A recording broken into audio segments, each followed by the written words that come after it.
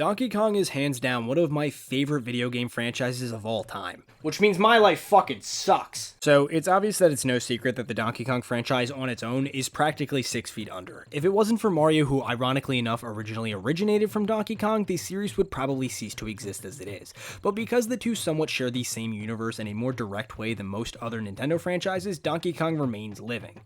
But if you're on life support, are you really living though? Let's face it, the Switch generation has not been kind to Donkey Kong in the slightest. Actually, the last two console generations have been noticeably sparse when it comes to Donkey Kong games overall. Now, guess how many Donkey Kong games we have gotten in the last 10 years? Come on, give it a shot.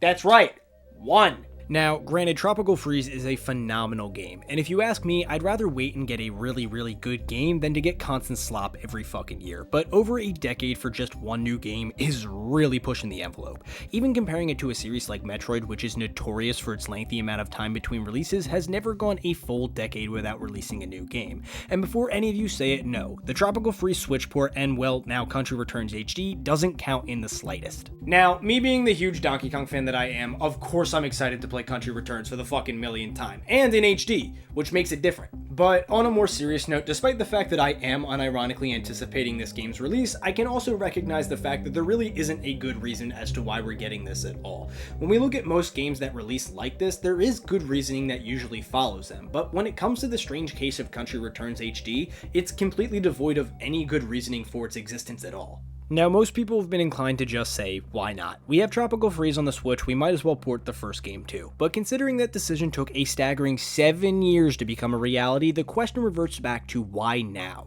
When we look back at the Tropical Freeze port from 2018, there actually was a good reason as to why we were getting it on the Switch at that point in time. It was following a trend that's kind of followed the Switch throughout most of its life, where a ton of major first-party Wii U games were given a second chance at life on the Switch. And despite how well some of these games may have sold on the Wii U, their range for success and general exposure was extremely handicapped on the console they were on. And because these were already finished games that only needed a little bit of tweaking, it was very easy to put them on the Switch and market them basically as brand new games to the general public. In fact, one could look at it as Nintendo trying to inflate the Switch's first-party lineup in order to entice new customers early on into its life. And with the colossal fuck-up we all know that the Wii U was, this was a very smart move on Nintendo's end. Why dump a bunch of money into a bunch of brand new first-party games when you could just re-release a game that, despite its critical popularity, nobody played? That's exactly how we ended up with Mario Kart 8 Deluxe becoming the best-selling Mario Kart game of all time, despite it ultimately being a port of a 3-year-old Wii U game, and how games like Tropical Freeze, Captain Toad Treasure Tracker, New Super Mario Bros. U, Pikmin 3, and Super Mario 3D World being treated as major first-party releases for the Switch,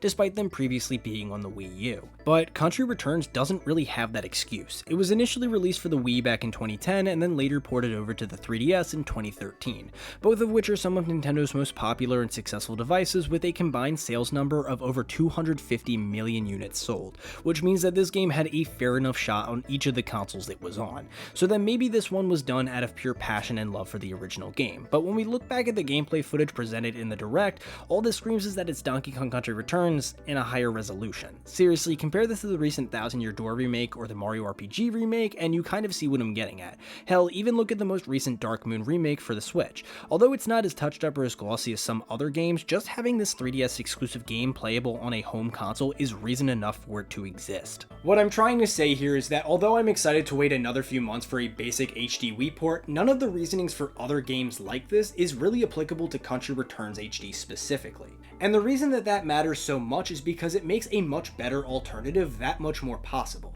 One thing I noticed when Nintendo started doing directs after COVID in 2021 was that one of the most consistent rumors that still persists even to this day has to do with a new mainline Donkey Kong game. A good majority of direct leaks since 2021 till today still reference some sort of new Donkey Kong game coming at some point.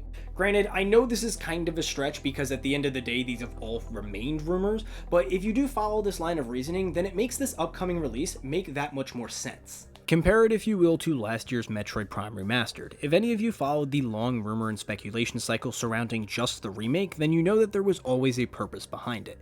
The reason that many correctly believed that we would get at least one of the Prime games remastered had everything to do with Prime 4. Because the last Prime game, Prime 3, had been released over a decade prior at the time of Prime 4's first announcement, which will be an almost 2-decade gap by the time it actually releases, and the fact that the 6th generation of consoles was starting to become the new retro, it made sense that we would get at least released one of the older Prime games for the Switch. And we ultimately did, and I think the reason that it took so long for us to get it was because of how long it took us to get any sort of news, let alone footage of Prime 4. Metroid Prime Remastered came out in February of last year, and then around a year and a half later, we got our first official look at Metroid Prime 4, and I think it's very safe to say that this wasn't by accident. So who's to say the same isn't being done for Donkey Kong? I mean, let's be honest, despite its current status, Donkey Kong remains one of Nintendo's most popular franchises, and with 2024 marking the 10th anniversary for the last mainline Donkey Kong game, I think it's fair to expect something. And it's not like Nintendo exclusively treats Donkey Kong as a Mario spin-off either. I mean, other than games, Nintendo clearly sees Donkey Kong as a distinctly recognizable and successful brand, with one of the biggest telltale signs being Super Nintendo World. As of the making of this video, Nintendo and Universal are currently working on the Donkey Kong expansion to Super Nintendo World, with the Orlando location set to open with both lands on day one next year. Out of all the other major properties Nintendo owns, they chose Donkey Kong to be the hopefully first expansion to Super Nintendo World rather than Zelda or even Pokemon, which are arguably way bigger series. Why would they choose Donkey Kong if they didn't think it was a successful enough IP? Or what about the fact that Donkey Kong is the only other Nintendo franchise to have had a large-scale theatrical adaptation or even his own line of LEGO sets? So I would say that despite its current standing game-wise, Donkey Kong is still considered a very important franchise to Nintendo. Do I know that a new game is on the way? No. But have I been praying every fucking day for the last 4 years for it? Yes. But seriously, when we do look at all the circumstances at play and the fact that there seems to be a renewed interest in the Donkey Kong franchise overall, I would say that the prospect of a new Donkey Kong game is much more tangible now than it has been in a long time.